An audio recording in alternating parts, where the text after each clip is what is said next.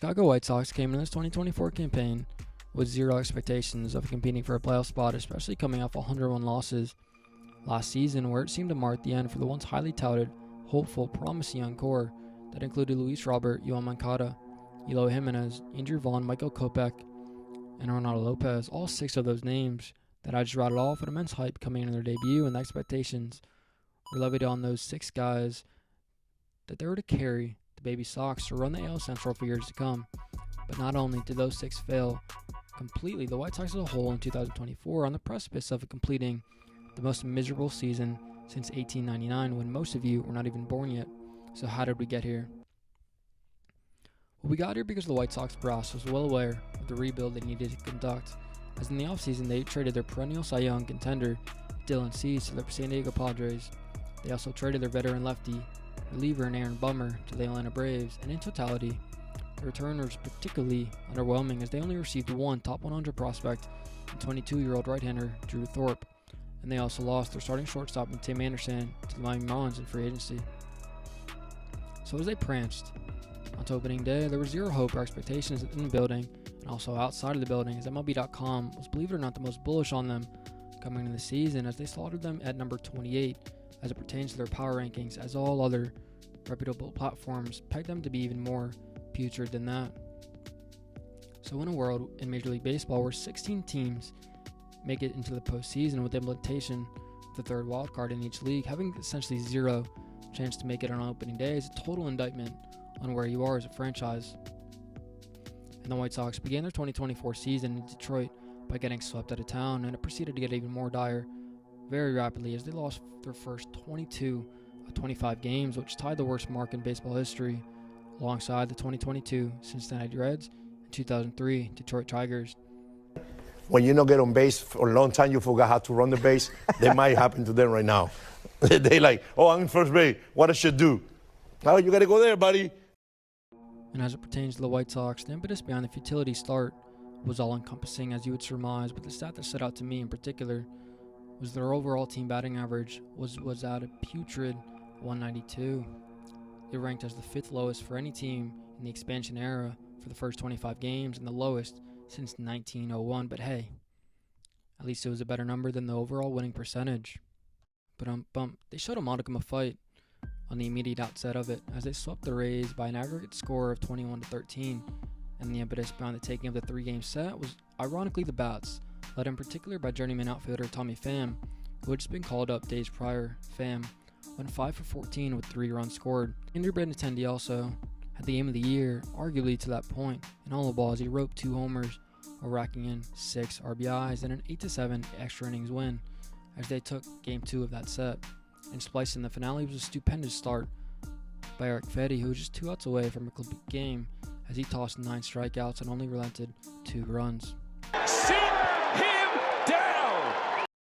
But I sure hope the White Sox relished in that moment, because it never got better than that, as they proceeded to lose the next 4 games, including a sweep to the hands of the Minnesota Twins, and for that stretch, in totality, they went an abysmal 9-26, which brought their overall record to an absolute abysmal 15-48, while spliced in there was a 14-game losing streak, which was topped off by a 14-2 loss to the hands of the superior Sox in Boston. And the impetus behind the stupid slide was once again all-encompassing, as they ranked in the bottom half of absolute every pertinent stat. The most glaring deficiency was probably the arms, as they couldn't pitch for shit, especially the bullpen, as there was not one qualified arm down there who sported an ERA of sub-4, not one.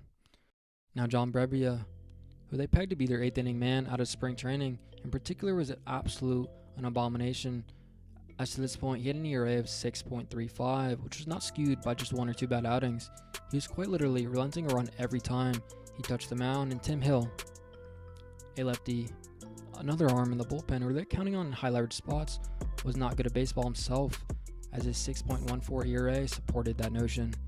The only 2 arms in the entire staff, bullpens and starters combined, the only 2 that were somewhat competent were starter Garrett Crochet, who boasted a 3.49 ERA and a sub-1 whip, as well as closer Michael Kopech, with a 4.05 ERA while only blowing 2 saves. The rest of the arms were absolutely throwing gasoline on a fire every time out there. Now the bats weren't blameless themselves, as obviously you don't accumulate that type of record by only being lackluster in just one area, and Andy Benintendi was spearheading the abysmal bats.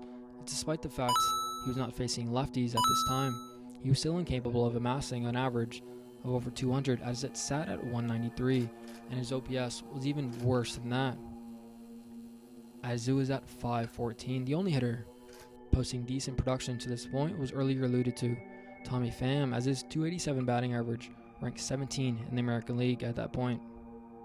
And manager Pedro Gafal, man, God bless his heart, he was incessantly changing the lineup, trying to create a spark, but he was just straight up bereft of talent, absolutely lacking any sort of horses. Paul DeJong had been the mainstay in the middle of the lineup. To amplify that point, Paul DeJong. Who?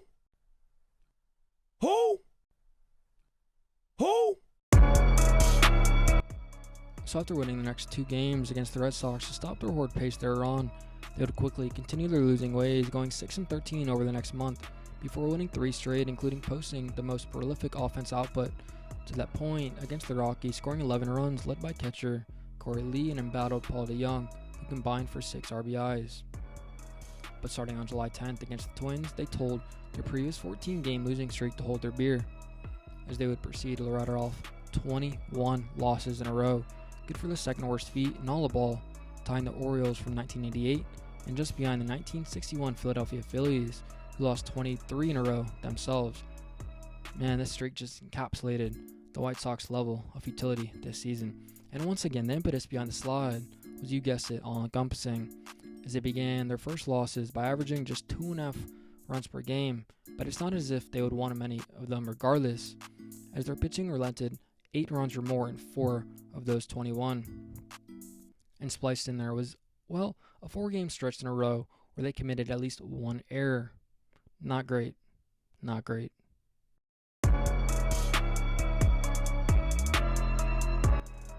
And not to mention, in the middle of this was the trade deadline, where all eyes were seemingly on them, as everybody knew they would clean house, and their number 1 coveted asset, Garrett Crochet, said he would demand an extension if he was traded, essentially coveting money over winning. And God bless him, he can do whatever the fuck he wants, obviously, but man oh man, that's an absolute statement to make, given you're on one of the worst teams in all the history of baseball.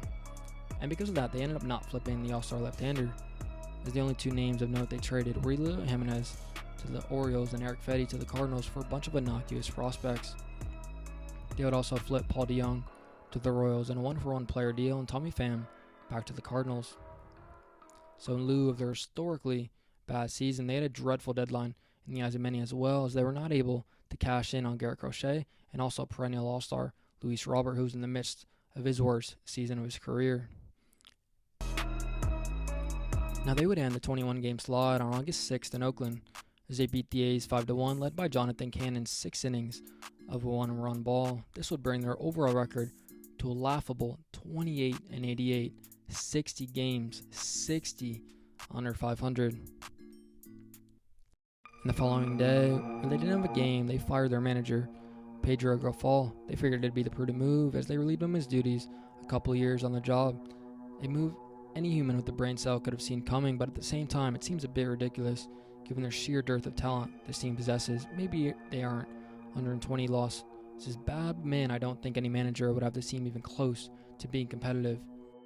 And they would lose the next 3 games, as it's the only thing going well for them the entire season was Garrett Crochet and his 3.19 ERA to this point.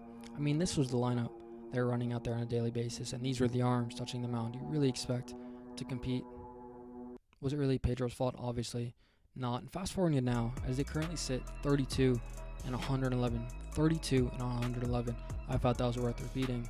The stats are horrifically bad to this point, as they ranked last in home runs, which is 104, last in OPS at 618, second to last in batting average, shockingly ahead of the Mariners, and as it pertains to pitching, second to last in ERA to only the Rockies, and third to last in home runs relented, ahead of only the Blue Jays and yet again the Colorado Rockies.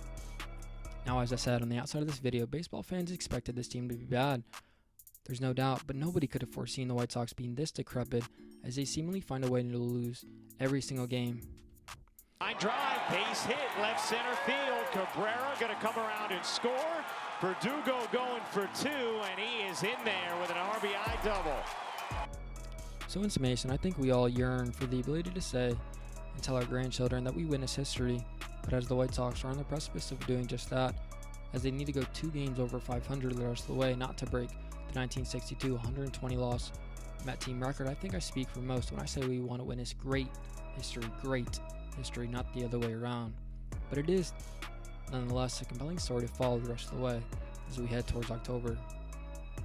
Alright, if you did enjoy, please consider subscribing, and as always, peace out.